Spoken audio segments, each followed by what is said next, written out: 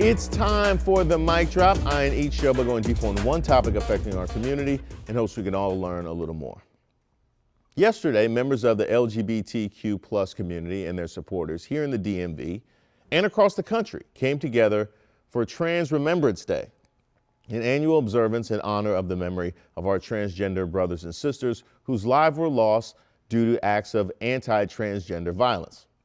And I'm sure it must have been difficult, particularly coming on the heels of the mass shooting just hours earlier in Colorado Springs at a LGBTQ plus nightclub, Q, that left 25 people injured and 5 dead.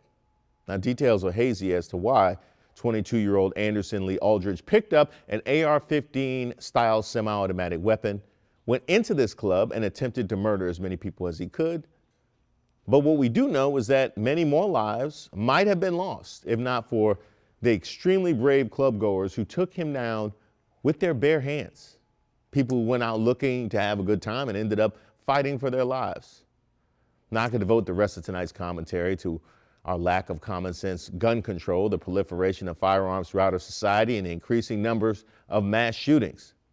But I've given you my thoughts on that repeatedly.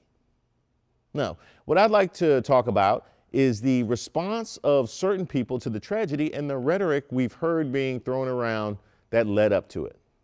Like, take newly reelected Colorado Congressperson Lauren Boebert, for instance, who issued a tweet saying the news out of Colorado Springs is absolutely awful.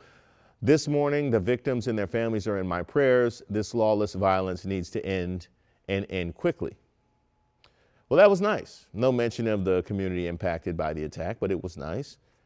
It's also a far cry from the tweets she's written in the past attacking members of that community, like take your children to church, not drag bars, or a kid-friendly drag show in Texas was guarded by masked Antifa guards armed with AR-15s. Remember, they only want your guns. They want to use theirs to protect their depravity.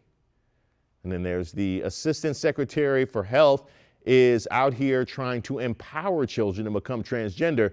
The word is groom, Richard, not empower. You're grooming them, not empowering them.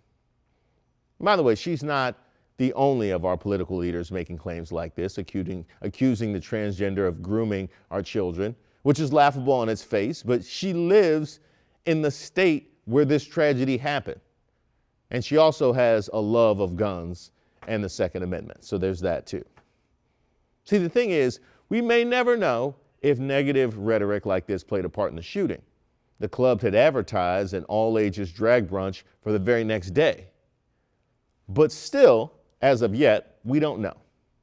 But maybe ultimately it doesn't matter. At best, it's irresponsible for an elected official to put hateful rhetoric like this into the public discourse, accusing people of harming children and then offering up prayers when the unthinkable happens. Law enforcement officials have announced that they'll be charging Aldridge with hate crimes, exactly as whomever is running Club Q's Facebook page knew them to be. And as all those gathered together yesterday in defiance of hate knew. So to this I say good.